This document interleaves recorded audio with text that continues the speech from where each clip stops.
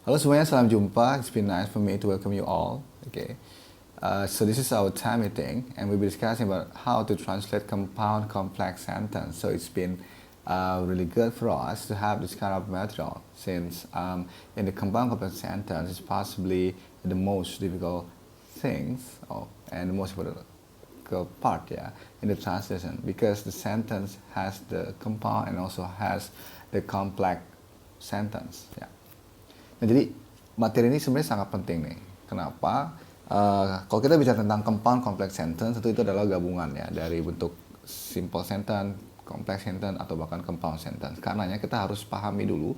Ya, saya sedikit mereview saja, mengulang materi tentang compound sentence. Ya, singkat kata, jika kalau kita mendapati di kalimat ada konektor, ya, bisa disingkat dengan istilah ini, fun boys. Ya, itu konektor seperti ya, connection ya, seperti for, and, no, but, or, yet, dan so, maka kita bisa mengidentifikasi kalimat tersebut merupakan compound sentence. Ya, oke, kita lihat contohnya. He left and I never saw him again. He left and I never saw him again. Nah, kita bisa melihat ada dua induk kalimat di sini. Oke, yang pertama adalah he left, subjeknya he dan verbnya left. Lalu induk kalimat lainnya adalah I never saw him again. Itu juga induk kalimat. Lalu digabung, ya, dihubungkan oleh and di sini. Nah, ini dia konektornya and, maka dia merupakan compound sentence karena menghubungkan induk kalimat dan juga induk kalimat. Oke. Jadi penjelasannya adalah dua complete sentence kita gabungkan, yaitu he left dengan I never saw him again menggunakan conjunction ya, and. Nah, dan maka kalimat itu kita kenal dengan istilah compound sentence. Oke, berikutnya adalah complex sentence. Complex sentence, contoh seperti ini. Juan and Maria went to the movies after they finished studying. Nah, kita akan melihat ada satu independent clause dan ada satu dependent clause. Oke, kalian lihat contoh yang cetak biru ini, Juan and Maria went to the movies. Ini adalah independent clause karena makna dan artinya sudah sangat jelas sekali. Subjeknya ada, kata kerjanya ada gitu. Nah, tapi kalau untuk yang tertulis ya, cetak merah ini, after they finish studying, nah itu belum jelas kan. Kalau kita hanya membaca after they finish studying, nah maka dia adalah anak kalimat atau dependent clause. Nah, kita bisa melihat dua kalimat ini ya dihubungkan oleh after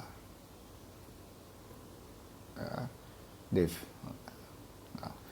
ya, maka dia menjadi complex sentence. Oke, itu tadi sudah ada compound sentence, ada complex sentence. Sebetulnya ada simple sentence, tapi saya pastikan kalian tentu sudah sangat memahami sekali maksud atau pesan yang mau disampaikan dari simple sentence ya.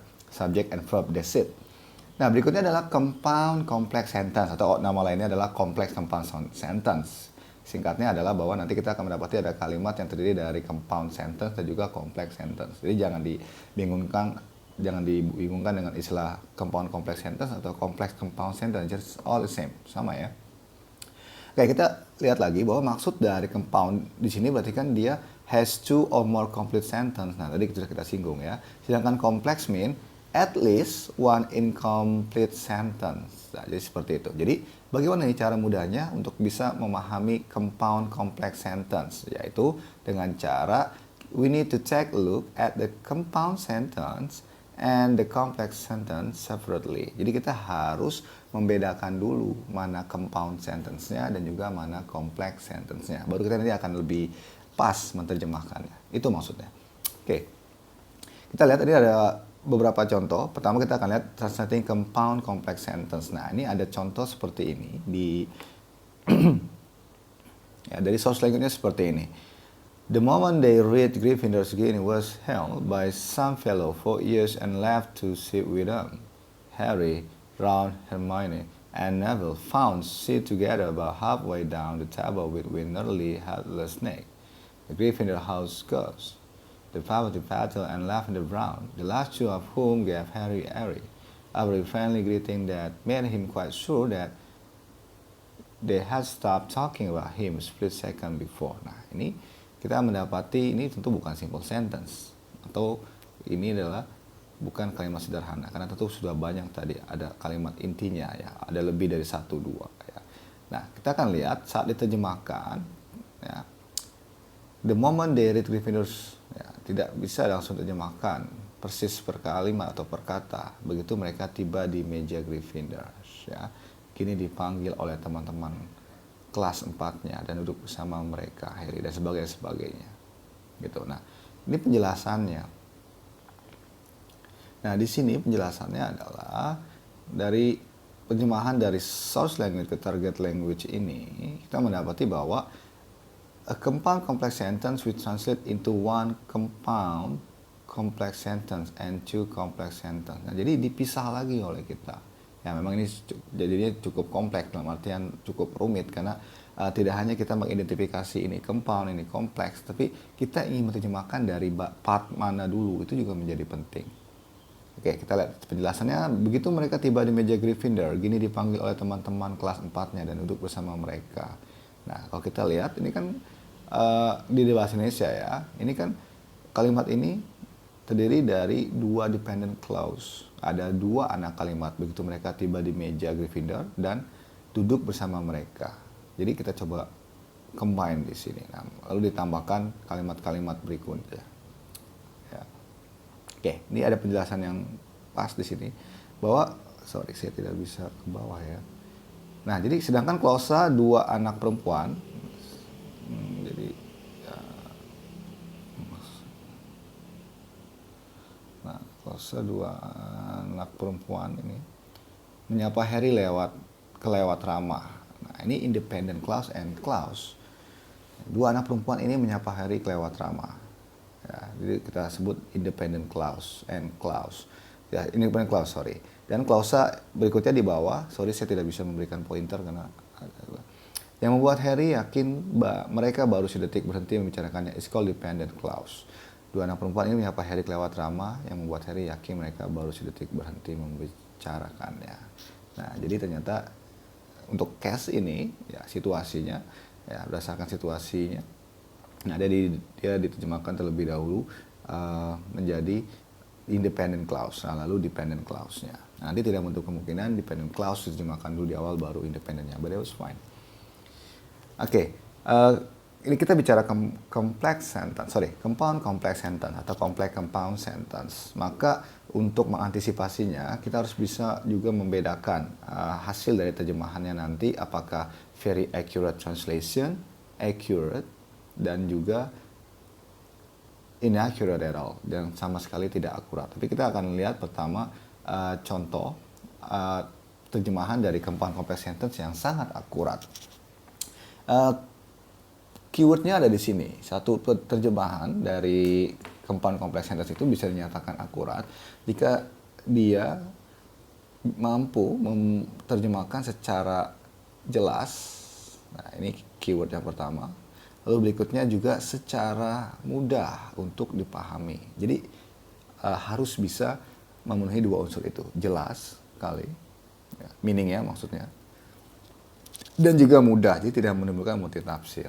Tapi kalau misalkan yang membaca itu meminta klarifikasi atau konfirmasi, terjemahannya ini sudah benar atau belum, nah boleh jadi belum jelas dan juga belum mudah. Nah, karena boleh jadi nanti juga diperbolehkan ya, untuk reconstruct ya, Indonesian grammatical rules. That was fine, karena kita ingin melihat itu menjadi terjemahan yang clear dan juga easy to understand. Kayaknya ada contoh seperti ini. He has short bunny legs, long straggly ginger hair, and that is a baggy eyes that gave him the doubtful look of a basset hound, with also clutching a silvery bundle that Harry recognized at once as an invisible cloak. Nah, ini terjemahannya sangat bagus sekali, sangat akurat, very accurate. Ya. Nah, dia tidak perkata juga, tapi menggambarkan situasinya. Kita baca, kakinya pendek, bengkok, rambut panjang yang berwarna kuning kemerahan, acak-acakan, matanya merah, dengan kantung mata menggelayut, membuat penampaknya mirip anjing basset yang sedih. Dia juga mencengkram gumpalan keperakan yang langsung Harry kenali sebagai jubah gaib. Nah, jadi ya, tentu ini dari ini ya novel Harry Potter. Ya, nah, jadi tentu saja ya akan mendapatkan situasi yang mewakili dari keadaan di novel tersebut. Ya, oke, berikutnya ini masuk kategori very accurate. Nah, ini penjelasannya. Ya, berikutnya adalah accurate translation. Pastikan kalau tadi very accurate itu adalah apa? Clear and easy. Keywordnya itu. Tapi kalau accurate itu harus didasari seperti ini. Bahwa nanti saat diterjemahkan dari source language ke target language itu harus setidak-tidaknya ya pesannya itu setidak-tidaknya pesannya itu sampai gitu. Sampai saja pesannya. Oke. Ya, jadi persis sekali menutup ruang menutup ya celah untuk multitafsir. Jadi hanya satu tafsiran. Dan juga tidak ada tambahan ya, atau pengurangan pesan dari target language. Ya. Tentu saja harus clear dan diperlukan reconstruction. Nah itu dia. Masih dikatakan akurat. Contohnya seperti ini. Dudley seemed to be on the point of fainting. Small eyes were rolling in the sock and sweat was beating his face. The moment Harry let go of him, he saw dangerously. Dudley tampaknya mau pingsan. Matanya yang kecil membelalak dalam rongganya dan keringat bertotol-totol di wajahnya. Begitu Harry melepasnya, dia terhuyung hendak jatuh. Nah, beda ya.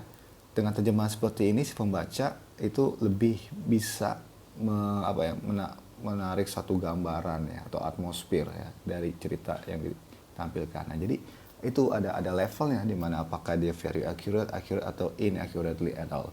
Nah, berikutnya kita akan lihat ciri kalau terjemahan itu masuk kategori inaccurate. Tapi ini konteks untuk compound complex sentence ya. Nah, kita lihat yang pertama cirinya ini. Sorry.